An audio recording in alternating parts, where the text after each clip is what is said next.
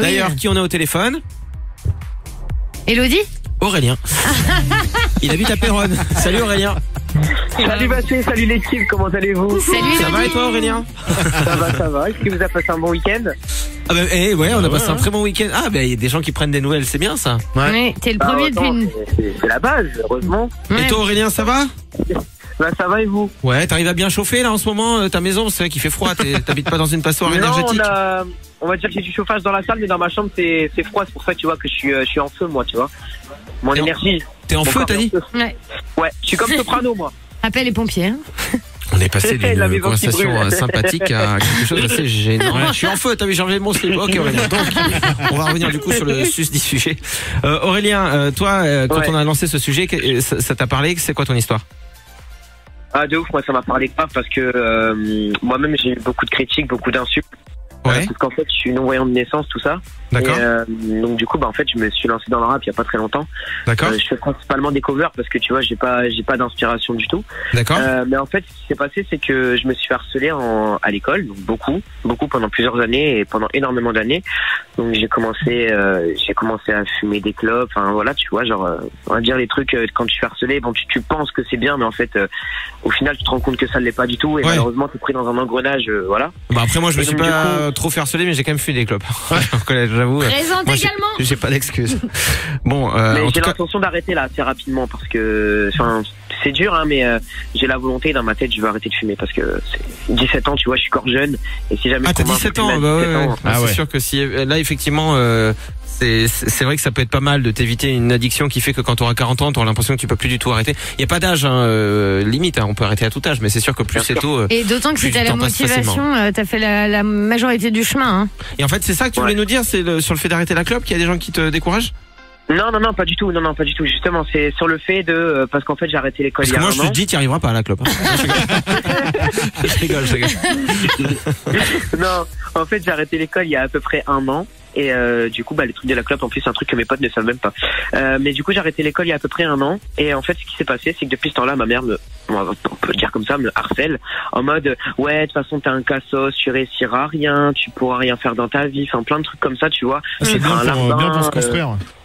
parce que j'ai un handicap en plus.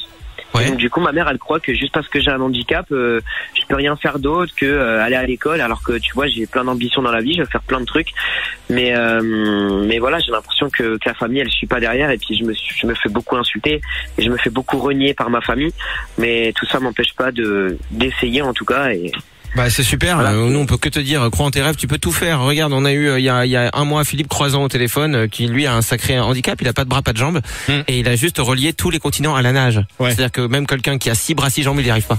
C'est ce que je veux dire. C'est un truc de malade. ouais, c'est sûr, mais Quand t'as des bah, on va dire que moi, objectifs, je suis quelqu'un qui se décourage super vite et j'ai pas on va dire que j'ai l'envie, tu vois, mais le problème c'est que je tombe vite dans mes travers. On va dire que j'ai déjà fait plusieurs dépressions par rapport à ça, par rapport au harcèlement.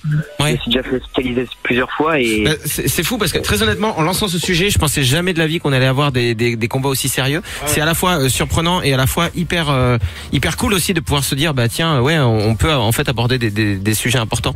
Alors je vais te dire la vérité, moi je suis pas un pédopsychiatre parce que sinon bah, il y aurait plus d'enfants sur Terre. je serais responsable de l'extinction de l'humanité.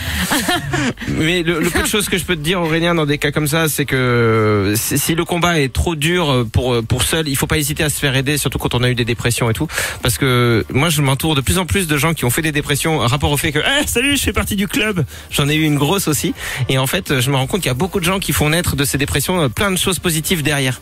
Justement c'est d'aller au fond qui fait que tu mets un petit coup et hop tu remontes au sommet de la piscine. Bref, je te le dis Aurélien, dans 5 ans t'es président de la République. lâché. Ouais. Il y a une phrase dans une musique de Simi qui dit je suis un clown, je suis un clown dans un piteux état, je m'oblige à être drôle pour oublier que ma vie ne l'est pas. Bah ça c'est exactement moi cette phrase. Et quand je l'ai entendue, j'en ai pleuré, tu vois, tellement. Moi, il y a un autre aussi qui m'a aidé. Vraiment, hésite pas à en parler, hésite pas à avoir des spécialistes. Hein. Les psys, c'est pas pour les fous. Hein. Ça, c'est juste des gens qui ont des a priori surtout qui disent ça. Les psys, c'est des gens qui savent écouter. Et des fois, quand dans sa famille, et j'ai cru comprendre qu'avec ta maman le dialogue était difficile. Quand dans sa famille il y a pas de dialogue, ben un psy, tu revis et ça peut te redonner une force que tu soupçonnais même plus avoir en toi. Ouais, c'est sûr.